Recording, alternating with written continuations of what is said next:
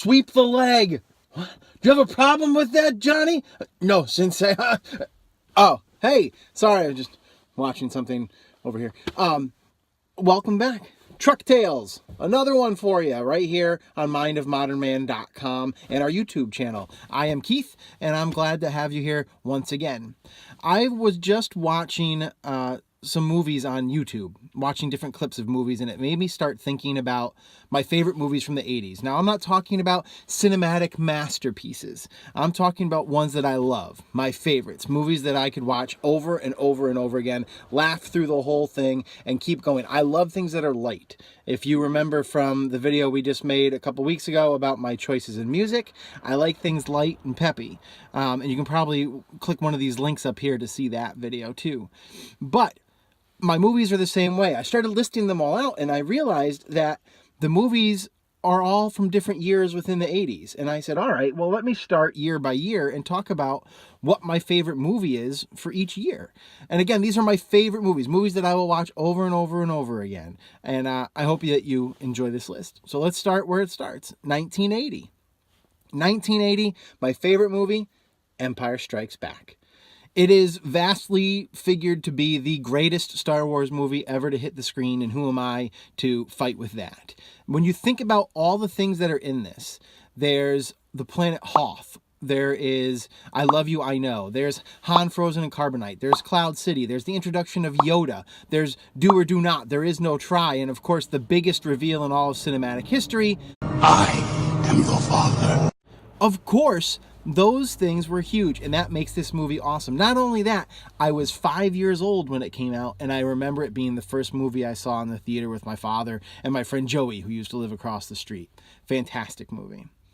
1981, Condor Man. You've never heard of Condor Man? Well, most people haven't, except my brother and I. But it was the #1 movie that we always used to get from the video store. Hi, kids. Uncle Keith here. A video store is where we used to have to go to rent videos, and you weren't guaranteed that they'd be in stock. They only had a certain number of each one. And for movies like Condor Man, they may have only had one copy. So we had to really hope that we could rent it. You brought it home for a couple days, and then you brought it back to the store. A store is a place where you drive to and get goods. So Condor Man. Condor Man was this cartoonist who was drawing a cartoon character who was kind of like a James Bond, but he was a condor suit. So he always had the condor boat, and it was like a combination of Batman and James Bond. And this cartoonist decided that he wanted to be just like Condor Man, and he made himself all these vehicles and all these gadgets and all these suits, and it was like a really campy, fun, for me as a little kid, I thought it was hilarious movie, and I've watched it in recent years, probably 4 or 5 years ago, and it still made me laugh. It stars Michael Crawford, who's best known as playing the Phantom of the Opera on Broadway. Not against typecasting on that one, I guess, but it was a lot of fun. In 1982, E.T.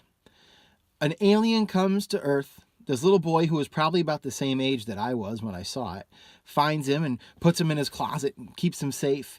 The poor alien just wants to go home. Turns out the alien was a little kid too.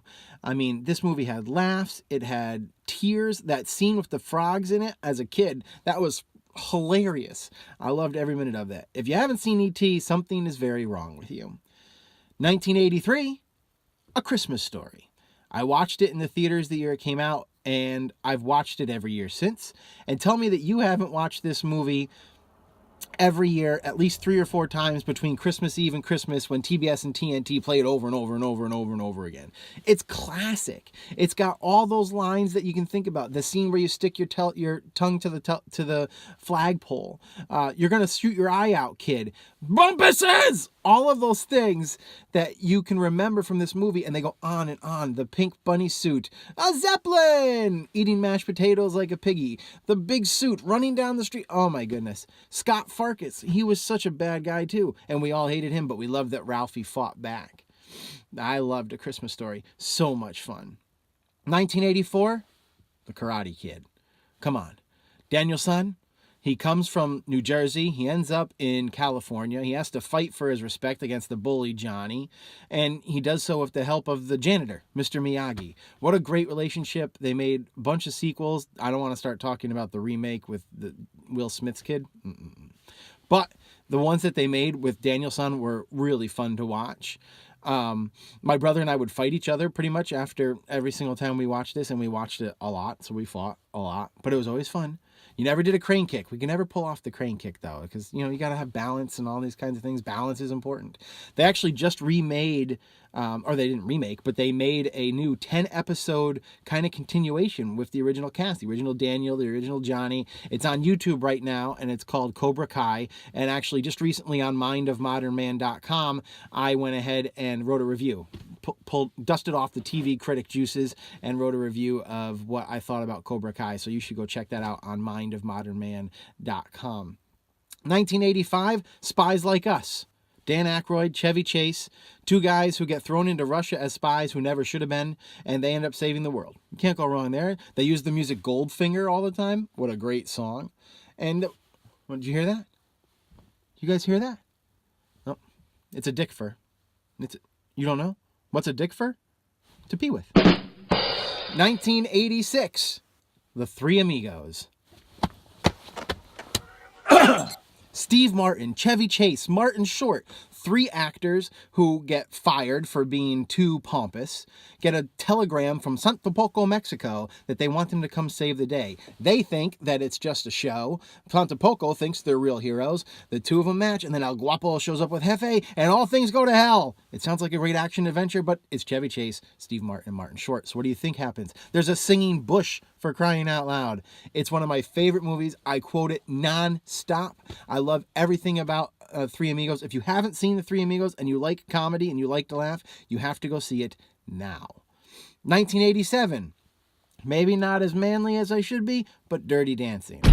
Dirty Dancing, I loved Jennifer Grey. Jennifer Grey. In this movie.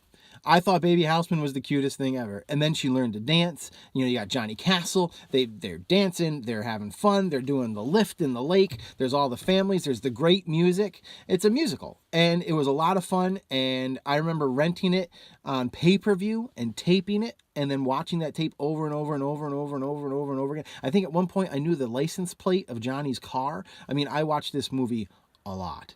But it was always good because it gave me really good conversations to talk with the ladies. It's middle school. 1988, The Great Outdoors. Come on, John Candy, Dan Aykroyd again. He seems to be in a lot of these movies. About going and spending time with your family at some lake cottage and the hilarity that ensues. Suck My Wake, the boat. Wow. That must have been a 2-pounder. And a big bear with no hair on its head and then no hair on its ass. Freaking hilarious movie. Chet, oh my god, you gotta watch it. They take every chance they can to make John Candy go through hell on this trip, and he comes through, and it's just fantastic. I wish he was able to make more movies. Died way too young, but The Great Outdoors is one of my favorite by him. And 1989, Indiana Jones and the Last Crusade.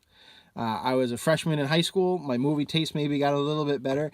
Raiders of the Lost Ark scared the hell out of me. Temple of Doom was just weird. They were eating monkey brains and pulling people's hearts out of their chests. But Last Crusade was awesome. I loved the history. I loved the mythology. I loved the friendships that they had. And Sean Connery just brought a whole nother level to the whole franchise. And being the last movie that they ever made of Indiana Jones, that's even better. The last movie they ever made of Indiana Jones. No other ones were made. Do you hear me? Good. So those are my 10 movies from the 80s. What about you? Do you like any of these? Have you ever seen Condor Man? Can you do a crane kick? Let me know in the comments of this video. Let me know on the comments of our blog, because of course this will be posted on mindofmodernman.com as well. I have to thank you for watching. Thank you to our patrons who, if you want to join them, you can go to our website and click on the Sponsor Us link and be able to help us too. But our patrons, Sandy, Susan, Manny, Mike, and Jeff, thank you guys so much for always giving us the ability to do what it is that we love to do here. You can find us on Instagram, Facebook, Twitter, and Tumblr at Mind of Modern Man. And of course, you can subscribe to this YouTube channel by clicking the little button up here. Or you can watch some other videos. We did a really fun video last time, which you'll see right down here. Again, see us on mindofmodernman.com. Thank you so much for watching, for listening, for reading. And as my grandfather always told me, you do nice work. Not much, but what you do is quality. So long.